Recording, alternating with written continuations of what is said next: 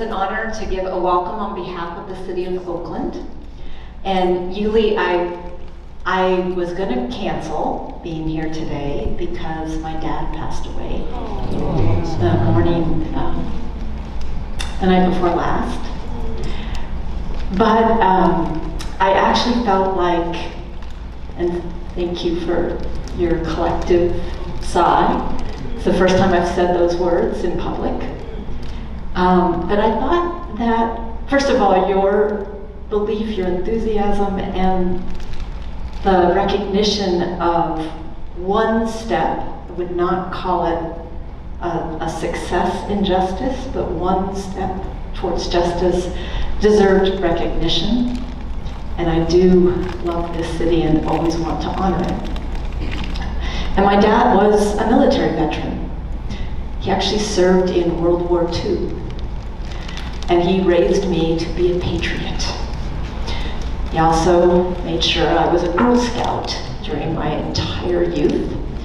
And I will always remember holding up those 3 little fingers and promising to serve God and my country and to live by the Girl Scout law. And one of those laws was respect authority. But another one of those laws was to make the world a better place.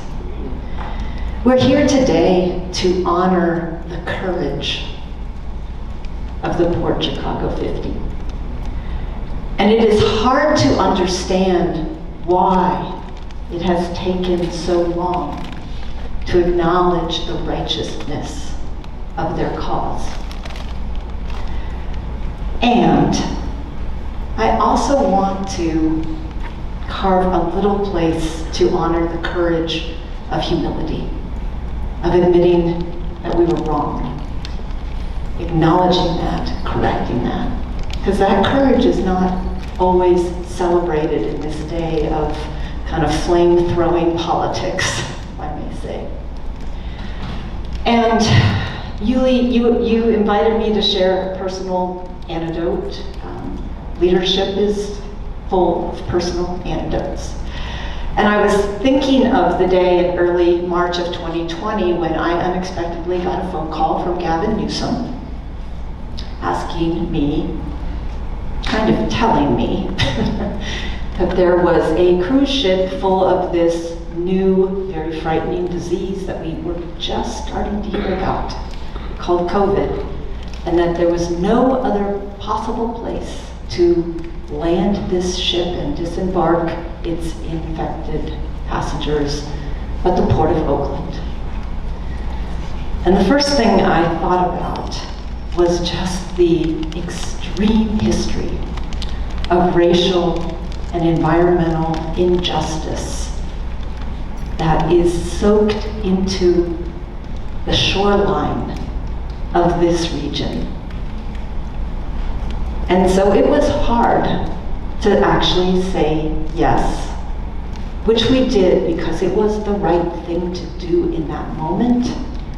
But we were very intentional every time we talked about what we were doing, how we were doing, and why we were doing it. We always acknowledged those former wrongs. And so, just to end, because I want to keep you on time,